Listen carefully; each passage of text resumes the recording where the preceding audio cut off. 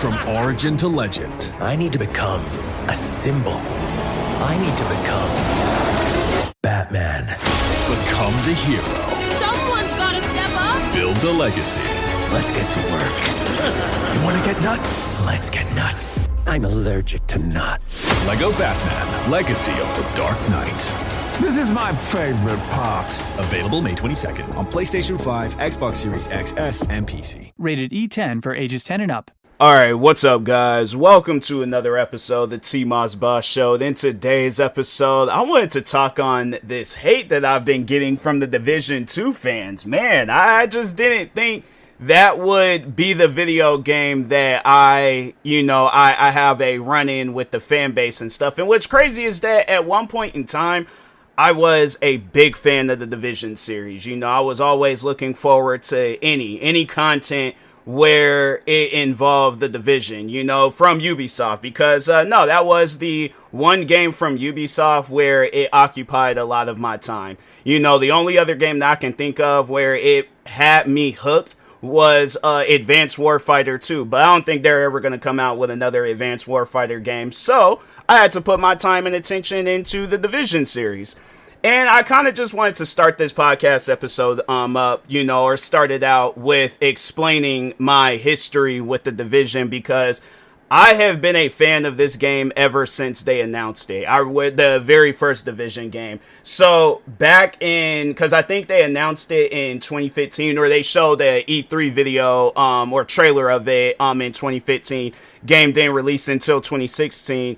And I remember when watching that video, I was like, oh, I can't wait for this game to come out. This is it. Like, this is the game that's going to occupy a lot of my time. And then me coming from Destiny 1 at the time, I'm like, okay, this is another good game. Like, if they would have made a whole genre of like how Destiny and the Division is, like if they would have made a genre of games like that, and I know people are going to probably be like, oh, it's called looter shooters and stuff. No, Destiny and the Division, those are two games where I'm like, there needs to be another name for it to be called, you know, other than looter shooters and stuff. Like, I just didn't feel like that it was that, you know, like when playing, and essentially that is one of the features in the game. You loot around, you shoot enemies, that's it. That's all that you have to do. But Destiny and the Division, I just felt like that there needed to be more games like that, you know, where it's just, it focuses on all, like, you know, well, here's the thing, because I feel like some people would misuse that,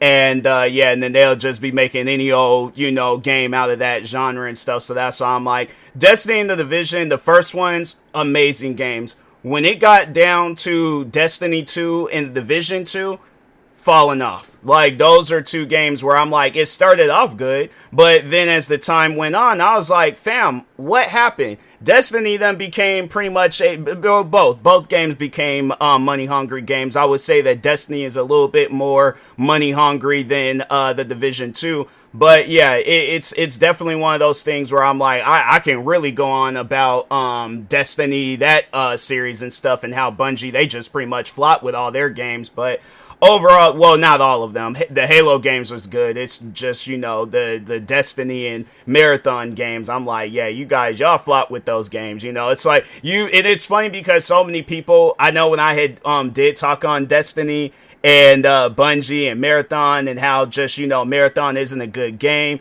Destiny at one point in time, it was good, but now it's like you can't even look at that game the same way we did when it came out back in 2014. And it's funny, all these people were trying to rush out and defend it, making it seem like that I was wrong on what I'm saying, talking about, oh, Destiny 2 is better than Destiny 1. How is that when the game, it's when you look at the pricing for Destiny 2 and then the pricing and the content that is still in Destiny 1, you can't convince me that a game that is only $60, and that comes with all of the content, that comes with the base Destiny 1 game, that comes with Taken King, Rise of the Iron, and any other DLCs that they came out with, for $59.99. It might be able to get it even for a cheaper price, but you cannot convince me that that game, Destiny 1, is not as good, if not it's worse than Destiny 2, when Destiny 2 doesn't even have its original content.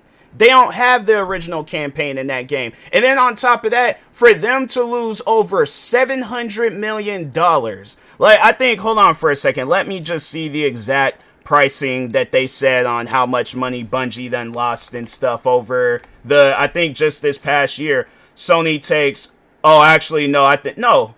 There's two. So Forbes is saying 765 million, and then Polygon is saying 560 million. Either way, regardless, still 500 to 700 million dollars lost.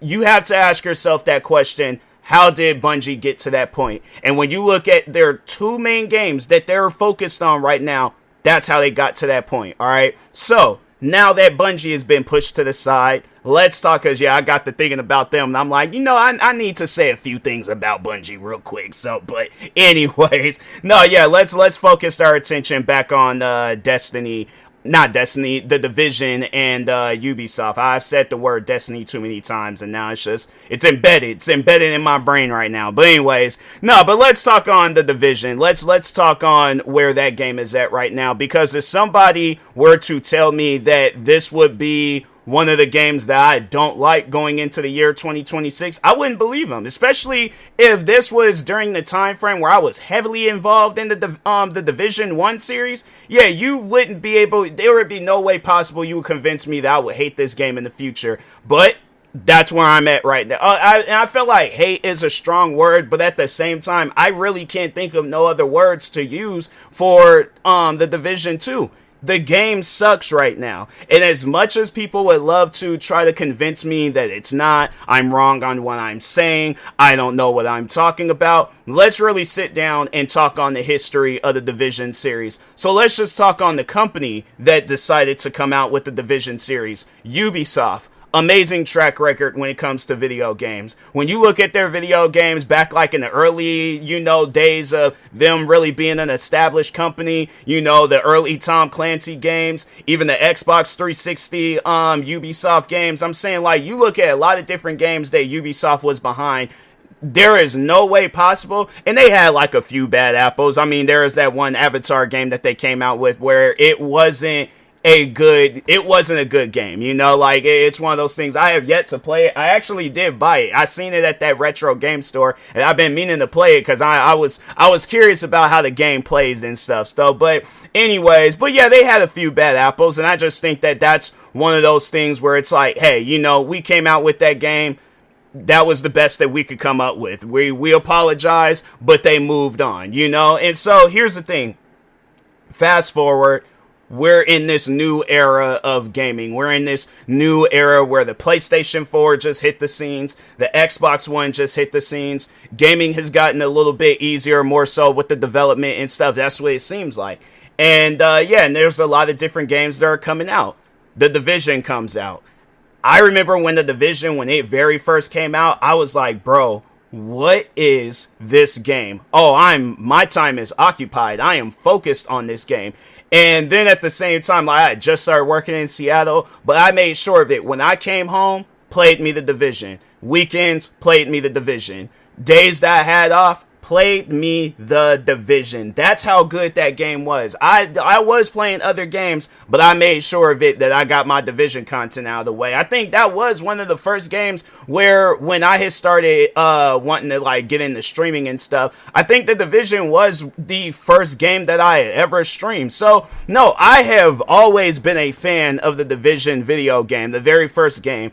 And no, I'm still in to this day. Like, that's one game where if we were to sit down and talk on all of the games that has occupied our time over the years, Forza, I would say that that's probably my favorite racing series, just because every video game that I've played of Forza has always been good. Like, yeah, there has been some where I'm like, I'm not really all that interested into it, but at the same time, I'm like, I will say that Forza Motorsports, the last one that they came out with, it just lacked content. But as far as gameplay, Forza, in my opinion, is one of my favorite racing series. If not, it is my most favorite racing series. And I'm trying to think, Destiny 1, when that game came out and all its content seen its course, I'm like, man, it can't get no better than this. Even playing other Bungie games, Halo and stuff, I'm trying to think of some other games, Fight Night, the early like Need for Speed games. I'm trying to think of some other. There's a lot of different games that I can name off. The Division will definitely be in that conversation. If we're going through the years of like all the different generations of consoles and stuff, when we get to that Xbox One and PlayStation 4 generation, oh yes, the Division definitely will get brought up in that conversation. That's how much of a fan I was of the Division series, where I would buy that game on PlayStation. I would buy that. I know. And the thing is this, I think I did buy that game on PlayStation. I bought it on Xbox. I bought it on PC. I made sure of it that I own this game on all platforms. That's how much of a fan I am of that game, all right? So where I do own it on all platforms. And so I think, did I buy it physically or digitally on PlayStation? I gotta check. If I do have it in my library, I think I might own it digitally. I'll have to check and see again. But I know for a fact that I do own it digitally on both Xbox and on PC. So, but anyways, fast forward 2019, the Division 2, it comes out. And no, overall, though, I'm like, no, this is a great game. This is a game where I'm like, I can definitely dump some hours into it. But at the same time, I am wanting to explore other options when it comes to gaming. So I didn't really get into it like how I did the Division 1. But as the time went on, and I think it was when they came out with that Warlords of New York DLC, that's when I really started paying attention to the Division. And then on top of that, too, the pandemic happened. I had more time to be a content creator. And so, yes, I definitely was putting a lot more hours into the Division 2. But then I started noticing something was off with this game. Something just didn't feel right. This doesn't feel like the Division game that I played when the Division 1 ran its course and came out with all of its DLCs and all the different content. Stuff is missing. Things just don't feel right when playing this game. And then as the time went on, and I think that was the biggest issue with me when it came down to the Division 2, was the amount of grinding that you have to do in order to get good things in that game. Fam, and the funny thing is, that was one of the main reasons on why I wanted to do this podcast episode, is because somebody saw recently I have been posting some old TikToks that I recorded of me talking on the Division 2 on YouTube. And this one comment, this guy was like, he put over 2,000 hours into that game. The thing is this, for somebody that's never played the Division, there's nothing in that game that requires you to put 2,000 hours into it. But I will say, if you are trying to get the best of the best gear, the best of the best weapons, the exotics, when it comes down to the armor and weapons, yes, I can definitely see you putting 2,000 hours into that game. But a game where the gameplay is good, it doesn't matter whether you're playing the same thing over and over and over again. Like, if a game is good, then I can easily see how a person would put 2,000 hours into a game. I know that there are people out there that play video games a lot more than I do, but the Division 2 is definitely not one of those games you just randomly dump 2,000 hours into it, unless you are grinding for the stuff in there. And that's my question to Ubisoft. I never felt that way when I had played the Division 1. I guess I never really had cared about the loot that much, because the gameplay was solid. It felt fun, from the missions to the PvP content that they later came out with the PvPvE content, because I think they did come out with this mode where, I can't think of the name of that mode, but it was like, it had both actual players and NPCs. It wasn't Dark Zone, it was another mode. And it wasn't that survival mode, but even just to mention that mode too, survival, that mode, that's the thing. I don't like games that put me in crazy conditions, but that game definitely, that mode was, it was pretty fun. I did like it. I did like going out and about in that game where it's like negative 50 degrees and I gotta be inside in a certain amount of time. Like, it was actually fun playing that. And then I think that was like one of the last few things I remember them doing, was that they came out with this mode where you had to like travel by train to do missions and stuff. That was fun too. But anyways, back to the Division 2. I didn't feel like that when like all that like stuff that I named off. I didn't feel like that with any of the modes in the Division. It just felt like that a lot of the modes were recycled modes of stuff that already exists in the Division 2. So you can play Countdown, you can play the Summit, you can play an Incursion, a Raid. I'm trying to think what else. Like, even I remember when I had played Dark Zone, I remember the last time I played Dark Zone, I was expecting a little bit more out of it and stuff. Because I remember when I played Dark Zone in the first division, I'll admit, I was getting upset. Because I'm like, fam, what is going on? I'll turn a corner, I'm getting shot at. I'm like thinking I'm being cool with somebody, they shoot at me and stuff. And I'm like, fam, what's happening? What's going on? But the thing is this though. I still enjoyed the Division, all right? That was one game where I'm like, man, I would love to relive the Division 1 all over again. But getting back to the Division 2, again, I did not feel that love. I didn't feel that passion. I felt like I was working a job when I played the Division 2. And that's the thing, when you're playing a video game, fam, you're supposed to have fun. You're supposed to tell people about this game and be all like, hey, you should get into this game. It will be mad fun. I'm telling you, as the years went on, more and more people would ask me. I remember with like the last one of my closest friends, he was telling me about that game. I did not feed into that conversation. Not like how I did other games. Like when we get to talking about video games, I never mentioned the Division with him. And this is like one friend where I will always be looking forward to playing a game with them. But I would have felt extremely bad if I talked him into getting this game, knowing that this game is not in a good state. Yes, the Division 1, and now if he wanted to get that, I'm like, oh yeah, I'm definitely going to get back into the Division 1. But the Division 2, no. I'm like, stay away from that game. And that's the thing. People want to go based off of their own experience when it comes down to the Division 2. That's the thing. Not everybody is going to share the same experience as you. And I guess you can say the same for me. But my thing is this. I would rather hear somebody talking on their frustrations with the game than to hear somebody talking about how much they love the game, hyping it up and all these other different things. And I don't know the negatives with the game. At times, because I remember I said that before, that it's like, you don't always have to be negative. But with video games, when it comes down to my money getting brought into it, yeah, no, I definitely want to hear the negatives with a video game. If this is a video game where I got to invest, it would be one thing if it was free. If it was free, then I'm like, okay, there ain't no conversations to really have with this game. Like, there's the one video game, Warframe, where, yes, you will have to grind a lot in that game. But that's the thing, though. You don't have to put, it's your choice at the end of the day if you want to put money into the game. Same with the Division. But my thing is this. The difference between Warframe and the Division is that, so with the Division 2, I should say, not the Division, with the Division 2, when you're doing a mission in that game, there is a small chance. So for an example, there's these two missions that they say where you can get this light machine gun called the Bullet King. It's a light machine gun that you never have to reload. So you can shoot at an enemy, and I think like it gets all the way up to like 100. So if you make 100 like hits on an enemy, then it'll just replenish your ammo. So you never have to reload. You might have to go to one of those ammo boxes and replenish your ammo because you might miss some of your shots and things. But yeah, overall though, for the most part, I think a lot of people consider this the best light machine gun in the Division 2. But they have it where there's these two missions in the Warlords of New York DLC where they say that if you do one of those two missions, there is a small chance of you getting the Bullet King. You know what that chance is? You know what that number is when it comes down to that chance? 7%. Imagine if you was working a job, right? Imagine if you worked for the NFL. You was a football player. Let's just say, yes, you was a football player.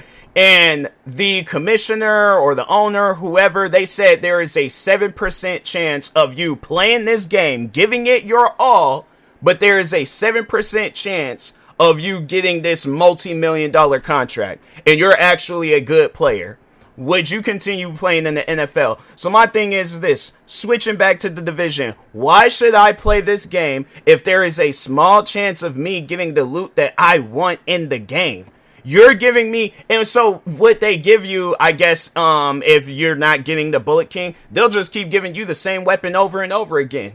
And I say that because, no, so they have the one mode in there called the Summit, where there's this, I think it's a light machine gun. Yeah, it's a light machine gun, I believe, called Born Great. I remember I was sitting down and I was playing that game, and I think all within that session of me playing the Summit, I think I had got that Born Great gun 5 times, and I'm thinking to myself, there are other weapons you can give me. And what's crazy is that I had it set to, so that's why so lately, you know, or just in the recent times of me ranting about this game, that was one thing that I didn't know about, is that you can set set like the settings on there to targeted loot, and have it where if you want a light machine gun, then you'll get that. If you want an assault rifle, you'll get that. So I put mine to assault rifle because there was an assault rifle in there called the Lexington that I wanted to get. I never got the Lexington. I kept getting the Born Great over and over and over again. I'm thinking to myself, if I set this to the assault rifle, the targeted loot to assault rifle, why do I keep getting light machine guns? So my thing is this: people trying to convince me of their experience and make it seem like the experience that they had with this game means more than the experience that I had. No. You're not going to convince me that, because you had a good time with the game, therefore it makes it a good game. That's your experience with the game. But there are a lot of different people. Let's just see how many people over the years has played this game. Let's see their Steam player count. Okay, here we go. So, all-time peak 2 months ago with 27,000 players, and then the 24-hour peak they had 9,572 players, and they currently have 4,238 players in the game right now. Explain to me what happened to the other 23,000 players. That's the thing. The Division, when you realize what that game is, when you realize the amount of grinding that goes into that game, it's not fun. There is nothing good. And what's even crazy is that with Destiny, and it's strange saying that, but with Destiny 2, they had it set up where you got different loot. And then on top of that, if you did a mission in that game, if they said that there is like an exotic assault rifle, where it's like, yeah, let's say, or like I think either an exotic engram or rifle, but my thing is this: they had it, the looting was a lot better in Destiny 1 and 2. Because I don't think there was ever a time where I complained about the loot. And there was at times where I was getting weapons. Like, no, there was this one weapon in Destiny 2 that I got where people were saying that was actually a good weapon. And that's always been my time with the Destiny games, was that I was getting weapons and in that game at times where I was like, bro, I didn't realize that was a good weapon. Like, no, I'll never forget. This was when Destiny 1 was a thing. Destiny 2 hadn't even been announced or talked about or none of that stuff. So, but anyways, I remember me and my friend, we were sitting down, we were playing this game, because it was a lot of us that would be playing it. But I remember it was me and it was my friend David. And so I don't think he would mind if I called him out by name and stuff, because he did do a little bit of content creating and stuff. So I mean, like, I'm just gonna leave it at that, you know. So, but anyways, no, but me and him, we used to play Destiny all the time. That, I would have to say, that was probably some of my favorite memories of gaming, was sitting down with him and some of our other friends playing Destiny. I honestly, if, like, let's say if they were to announce Destiny 3 and they said that they're going back to the formula of what Destiny 1 was, and he and all the rest of the friend group, if they said, hey, we're all getting back into playing Destiny, we want you to be involved, I'm there. 100%. I'm like, yeah, if I gotta put things aside to sit down and play the game with them, I'm like, fam, it was honestly some of the best from playing Grand Theft Auto with them guys. I mean, it was some of the greatest experiences when it came down to gaming. Like, I've had like multiple friend groups when it comes to gaming. That was definitely like top tier, you know, like they in the top 5 and things, you know. But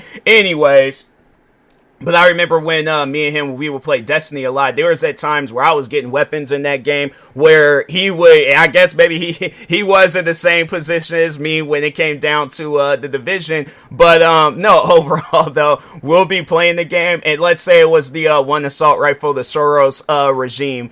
And so we'll be playing the game, and I'm like, oh, I just got me an exotic engram. So we'll go back to the tower, decrypt the engram, and I'm like, I got because I didn't know how to pronounce it and stuff. So I'm like, I got the Soros resume or something like that. And so he would go off. He was like, bro, you got the Soros regime? No, there's no way you got the Soros regime. And I'm having to show it to him. I'm like, this is the weapon, right? This, I'm telling you, it was some of the funniest moments ever when it came to that game. And I'll be all like, oh yeah, I just got this weapon. And I was like, I think it's cool. Yeah, he was hot. Like he was upset when it came down to me getting stuff in that game. I was like, man, I didn't realize it was a problem. He like, why? I mean, if I get a second one, I'll give it to you and stuff. But yeah, he was, did they have it set up where you can give away things? I don't think they did. I don't think they had it set up. Like, I have to check again. But anyways, but no, overall though, the looting system in Destiny, I think it might have been flawed for some people, but I felt like that if there was a comparison to the loot system in Destiny 2 and the Division 2, I think Destiny 2 is winning that debate, because I just, like I said, throughout the time of me playing Destiny 2, I had to say I more so complained about the pricing. I complained about how they took away content in that game, but as far as loot,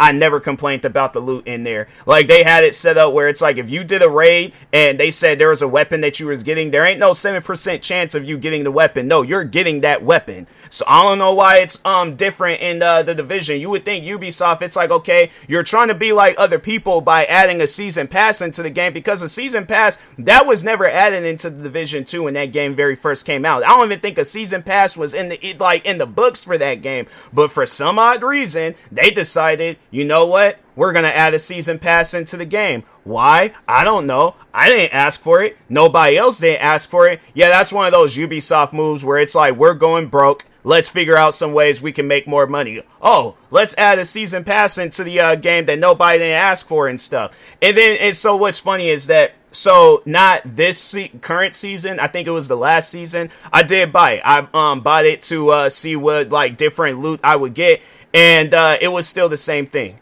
And I'm thinking to myself, okay, now I'm giving you guys money for the exotic cash boxes and, you know, all the like the legacy cash boxes and all that, the cash boxes more so. But overall though, I'm paying you guys hoping that I'm going to get better gear, and it's still the same stuff. So what was the reason of giving you guys money if I'm not getting it? And then on top of that, so for those that don't really, if you're not really following gaming, you don't really know what's going on in the gaming scenes. So a season pass is only good for the season. So if they say this season is going to last for a month and 24 days, after that month and 24 days, so anything in that season, if you haven't unlocked it yet, it's pretty much gone.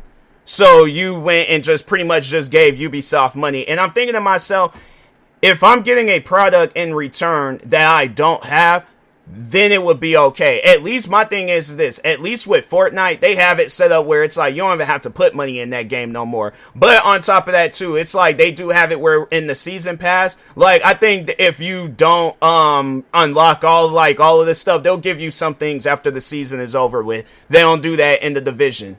So that's why I'm more than Division 2, because the Division, they didn't even have a season pass in there. I think you can play that game even today, and they still ain't got no season pass. There was never a reason to add a season pass. And I just feel like all that did was just mess the looting system up even more. Because it's like, okay, if I continuously keep on, I think that's what they were aiming for. They wanted this game to be like how it is with NBA 2K and EA with like Madden, and they now call it FC instead of FIFA. But anyways, but no, I remember back in the day when it was called FIFA, that KSI, he was one creator that I would watch do pack openings. This man was dumping thousands of dollars into that game to get like players that he doesn't even want in the game. And I'm thinking to myself, fam, it's funny watching him, because he has like that comedy side where it's like, okay, he's gonna get something out of doing this video and stuff. But when you really sit down and think about it, that's a scam. Like, that's a full-blown scam. My thing is this. You know why people are buying these pack openings. They want to get the blue card characters. They want to get the characters where it's really going to improve their team.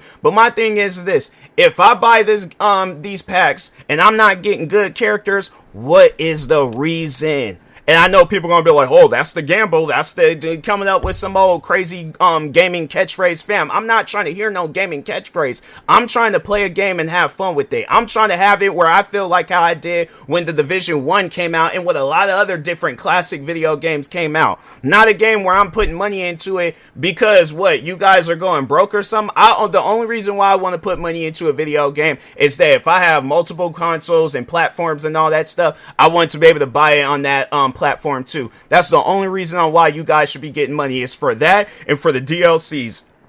But if you're getting money for any other reason, fam, it's a scam. Ubisoft is running a scam with the Division 2, and people are so blind to see because, oh, I'm having a good time with the game. I don't care if you're having a good time with the game. That's not changing the experience that I had. And when you look at a lot of different games out there, the practices that Ubisoft is doing with the Division, you don't see that in a lot of different games out there. And the video games are successful. One game in particular, and it's more of an extraction shooter than a looter shooter. But anyway, I mean, they do, I guess, like, in a way, it does, yeah, it is a looter shooter and stuff. But Gray Zone Warfare, that's a video game that I have been talking about and playing a lot lately. I'm not being paid to say this. I'm not sponsored by them or any of that. I'm just a fan of the video game. But what trips me out is that I wasn't a fan of extraction shooters. I remember when I played Arc Raiders for the first time. Actually, you know what? No, take that back. When I played the day before, that's when I had to say that my disliking towards extraction shooters had elevated a lot, because I was expecting the day before to be the Division, but with zombies. They decided at the last minute, oh, let's make this into an extraction shooter. Something that nobody asked for. Not one single person. If they asked for a mode, an extraction shooter mode, then that's one thing. You guys portrayed like this game was going to be like pretty much the Division, but with zombies. But so anyways, fast forward, Arc Raiders comes out, and that's when I was like, yeah, no, I'm like, I don't care for games going viral or whatever. I'm not fooling with extraction shooters no more. Then I did get back into playing Arc Raiders, because I think that's what it was. I played Gray Zone Warfare. I didn't like it because I was paying attention to that game over the years since it came out back in 2024. And then, yeah, I was all like, no, this game's just not in a good spot right now. And I'm like, you know, and it's messed up that I had to wait 2 years for it to be in a somewhat decent spot. But it's in a much more better spot than it was back some years ago. So, but anyways, but no, overall though, I decided that I was going to give Gray Zone Warfare another chance. And then, and it was before the 0.4 update. So I'm playing it during the like last few days of 0.3. Was all like, okay, you know what, 0.4 is getting ready to come out. Let me go ahead and buy the supporter pack. Then they finally released the update. Fam, my locker, because the locker had expanded a lot, and all the stuff that they said that was in the supporter pack, it wasn't oh, there's a 7% chance of you getting it. No, you got it. Okay, there's stuff that I still have in there, and then including the stuff that I pretty much just found going around the map of the game. That game is a lot more rewarding. Now, yes, they might recycle their missions. You might be essentially doing the same thing that you're doing in the Division 2. But at least if they have it set up where if there's a weapon that you're looking for, you have to go into this area to find that weapon. Now, if somebody has already came there and they looted the place, then you'll just have to wait it out until the enemies respawn. Now, I know people are going to probably be like, oh, that don't sound all that fun.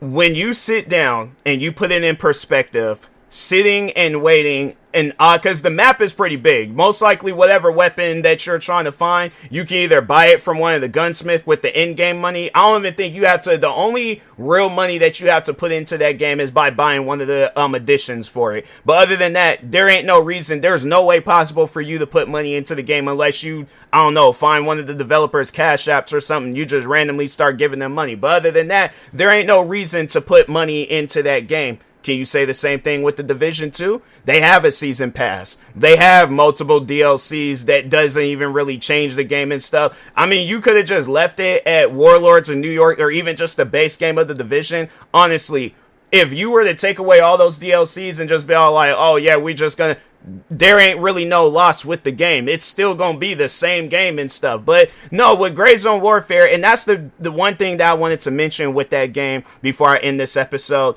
is that how is it that this game has been, I don't know how long Gray Zone Warfare has been in development, but if this game's been in development, okay, let's say they started development for that game back in 2019, same time when the Division 2 had came out. I don't know how long the Division 2 was in development, but overall though, let's just say both games, kind of just was getting worked on at the same time. How is it that they released the game? So they finally released the game in 2024. Might not been in the best state, but 2 years later, game's in the best possible state that it could be in. What's wrong with the Division? You guys had a head start. You had all this time, and all you have done is add a season pass into that game. Yeah, you might have added DLCs and all that stuff, but other than that, it's like, it's just pretty much you guys added more ways to grind for stuff in that game. Versus Gray Zone Warfare, it's like, yeah, if you can, so how they have it set up, like, yeah, if you go to an area and it's already been looted, you can go to one of the control points in the game, start up a game, go back there, kill off whatever enemies you're looking for, get whatever assault rifle or what else, blueprints. Speaking of blueprints, I wanted to definitely talk about the blueprint system in that game, and that was something where I'm like, I think that is one of the dumbest ways of going about blueprints in the game. So imagine, let's say some home building company, they say, hey, in order to get the blueprints to this home, you have to go find or somehow, some way acquire the home. You have the and then the thing is this. Let's say somehow, some way I don't know, like you somehow, some way came across the blueprints of the home, but they're still telling you in order to build this house, you have to go find the house. So how they have it set up in the Division 2, I guess if you didn't fully understand me with that example. So how they have it set up, let's say you found the blueprints to the Bullet King, right? You have to go get the Bullet King by either doing a mission, doing the summit, doing countdown on the hardest difficulty, and hopefully you have good people to play the game with, but you have to get the weapon in order to craft it from the blueprints. What's the point of getting the weapon, or getting the blueprint if I need the weapon to craft it? I already have the weapon, so there ain't no reasons to craft it. I think that was, and then in any other game, because Gray Zone Warfare, they do have a blueprint system. There's like it's scattered around the map of the game, and they have it set up where when you do get the blueprints, you go and I think you give it to the one of the characters, the vendors in the game, and then whatever the blueprint is, whether it's a part for your gun, a scope, or a gun itself, you have it. There ain't no and all you just need is the money to buy it. And it's easy to come across money in that game, fam. I don't know how many times I found jewelry boxes, money sitting in bags. You could go and get weapons off of the enemies that you done killed and sell those weapons. And that's just when you're playing joint operations. When you're playing warfare, you probably can find a lot of different, if you kill one of the other players in the game, you probably could get a lot of different good gear in there and stuff. So yeah, that's why I'm like, people trying to make it seem like that the Division 2 is a good game when in reality it's not. My thing is this. Let's just see what the outcome is for the Division 2. I don't know if I'm going to be right. You guys don't know if you're going to be right. But I am not going to go based off of your experience with the game and change my opinion about it because you had a good time with the game. Good for you that you had a good time with the game. I will make sure to somehow, some way mail you a cookie because you had a good time with the game. But in reality, nobody, if a person done had a bad experience with a video game, they are not going to care that you had a good experience. You're telling me some news that I didn't even ask for. So that's why I'm like, man, people getting upset because of me detailing my experience with the game. I guess for somebody that wants to hear both sides, the good and the bad, would you rather have it where somebody, let's say you're looking into a video game, right? Would you rather have it where somebody, you don't know nothing about this game, but you're one of those people that get easily irritated by flawed development with the game. But let's say somebody goes and they're like, a new game comes out, somebody approaches you and they're saying all these good things about the game. You buy the game and you realize that you don't like it. So are you supposed to go based off of that person's experience with the game because, they say it's the greatest game of all time? Are you supposed to go based off of that experience? Or are you allowed to be entitled to your own opinion on the game? And I know people are going to try to make it seem like that my opinion don't matter. Fam, if my opinion didn't matter, you wouldn't be listening to my podcast. You wouldn't have made it this far into the podcast episode. You know, so obviously you care about what I have to say and things. But no, I know that there are going to be people out there, they're going to still try to argue with me. You're not going to change my mind about the Division 2. The game sucks. I'm like, if we're comparing this to Ubisoft's older titles like Advanced War Fighter, I'm trying to think of some Rainbow Six Vegas, where's some other Tom Clancy games, Future Soldier, the Splinter Cell. If we're comparing the Division 2 to those games, that's not a fair fight. Yeah, it might be the more popular game, but when we sit down talking to a real legitimate gamer, you are not going to look at a flawed game like the Division 2 and say that it's better even than the Division 1. There, it ain't even in that same conversation as the Division 1. So that's why I'm like, look, if you like the game, good for you. That's not going to change my mind about how I experienced the game. So anyways, with that being said, I'll talk to y'all later. Thank you guys for watching and or listening. Stay tuned for the next episode. Like, subscribe, viewing this on YouTube. Follow, subscribe, viewing this on a podcast streaming service. And peace.